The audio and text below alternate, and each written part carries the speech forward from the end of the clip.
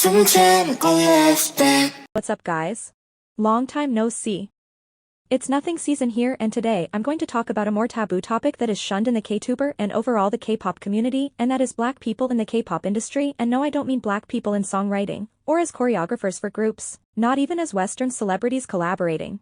I mean my honest thoughts specifically on the concept of a black person participating in the K-pop industry as an idol in a group. Now, I understand that this discussion is often shunned away for obvious reasons. Some people may feel like it isn't their place to speak on it and only save the discussion for black K-tubers to speak on. Some people immediately are disgusted by it because of deep racist ideologies or their Koreaboo fetish issues, and some people genuinely don't process this because integration is a last thought when it comes to the entertainment industry. Yeah, that may seem like a bold statement, and I'd love to do a video essay on this sometime soon, but it's genuinely true. People of color are usually a last thought when discussing certain careers in certain environments where diversity is a newer concept. Like, for example, when you think of a prima ballerina, you don't think of a person of color. You think of a very thin Russian white woman because 99% of prima ballerinas are white women. Same thing applies to K-pop. When you think of POC in K-pop, you generally think of Asian people. That's what I mean, and honestly, I should just state a disclaimer because this will get down into the depths of everyone's ignorance and discomfort, of course making everyone super mad. So if you are a non-black person wanting to comment on this discussion, please be careful doing so, and please be ethical within your responses even in my comment section, because it's clear that when this topic comes up, it usually leads to heated colorist and xenophobic debates or people strawmanning the point so hard.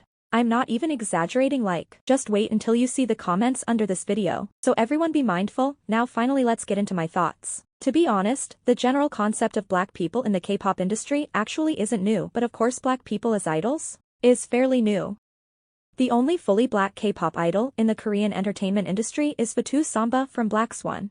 We can never measure Fatu's career accurately in terms of analyzing the public's liking of her because she's under a very infamous small company DR Music, and she's under a K-pop group that has gone through tons of drama and lineup changes. If you don't know the lore behind DR Music and the drama behind Black Swan Bvndit, then I suggest you research yourself. Anyways, from some digging I've made, it's temporarily concluded that Fatu is generally liked by some K-netizens. I emphasize the word some because again, Black Swan isn't that popular, but she does unfortunately tend to get bullied by international K-pop fans, especially by people also in the black community, which is saddening. Of course, outside of what I mentioned, there are racist Asian K-pop fans that dislike her too, but it's still not as much or to the degree as the hate she receives from international stans. Then again, let's take that aspect with a grain of salt as it's a key to my point, but like I said, how she's liked isn't accurately measurable because of how new Black Swan technically still is. Although, the largest fanbase Black Swan has in the Asian market is actually in China. I remember when they had an online fan meeting, the site literally shut down because of the amount of traffic and viewers they achieved. Overall, Black Swan is slowly but surely starting to gain attention from K-nets a lot more now. You may also be wondering why I haven't mentioned individuals like Alex from Bvndit, and V from Black Swan, Savannah from Vicha, and Merit Manon from Cat's Eye Dream Academy, as they are all black women who have, are, and will work in the industry as well. Well, I hate to break it to y'all, but these women are not fully black whatsoever. They are biracial.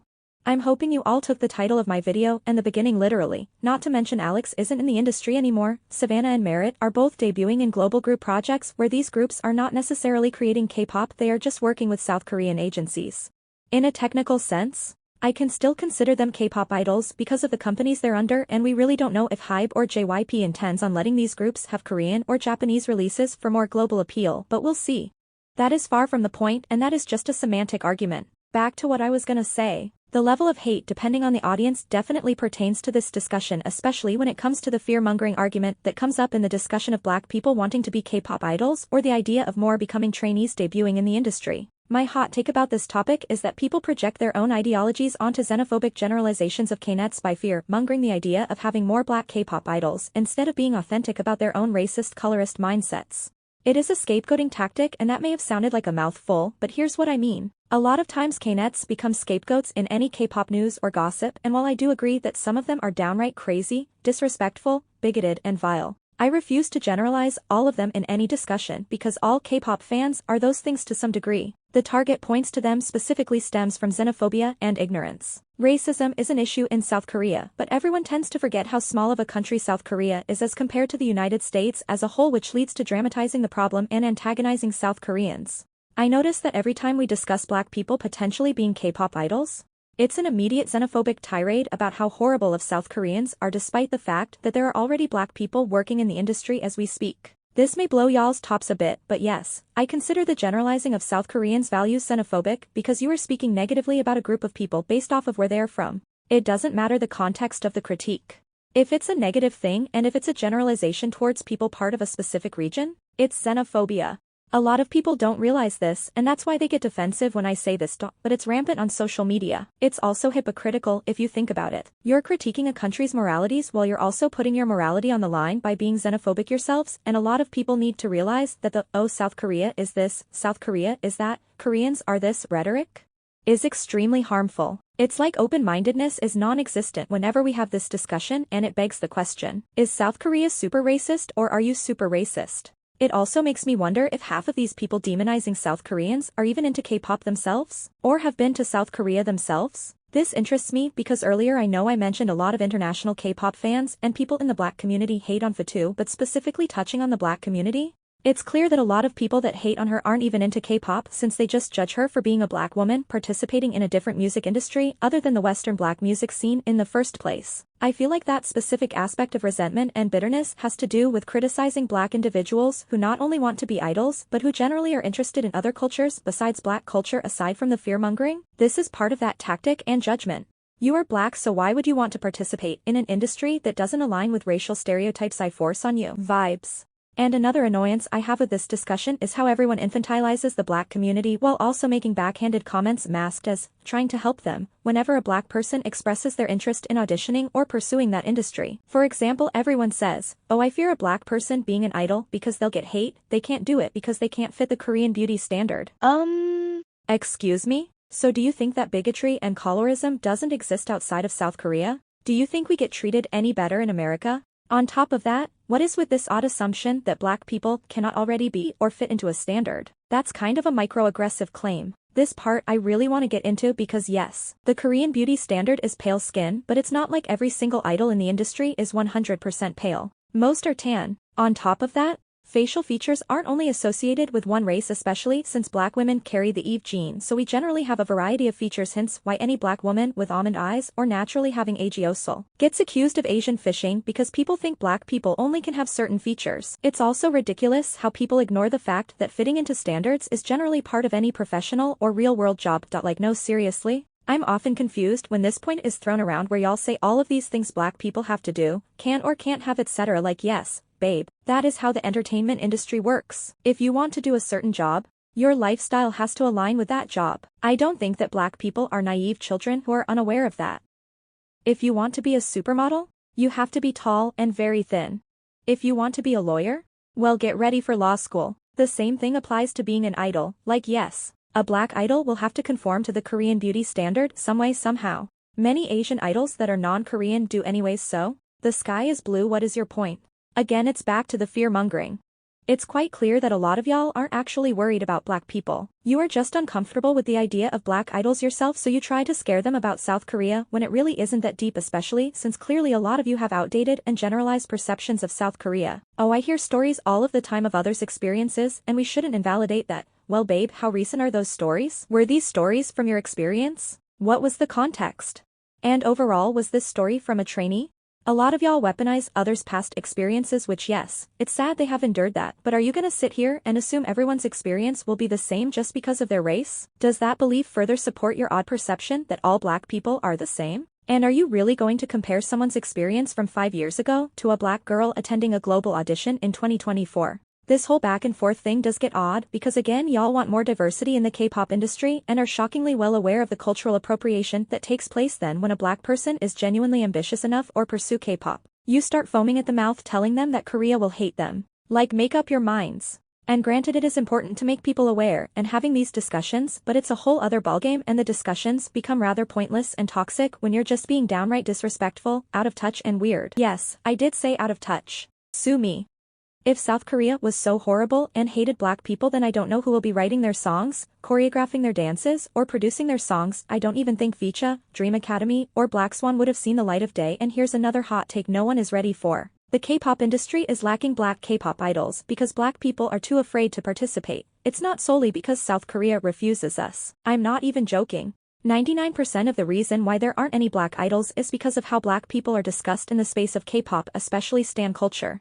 Also, extreme judgment and stereotypical standards make it impossible for Black peoples to have and even pursue diverse interests. Of course, a lot of y'all are uneducated about this because you are not a Black person, so you aren't aware of the social hierarchy, standards, and issues faced within our own community or even with other POC. We are laughed at and mocked for simply being interested, so of course a lot of Black girls, and even boys, are afraid of auditioning for K-pop companies or even traveling to South Korea. I'd say lately, I've seen more Black women comfortably traveling to South Korea, so that's good, but either way the core to this discussion goes back to the fear-mongering aspect.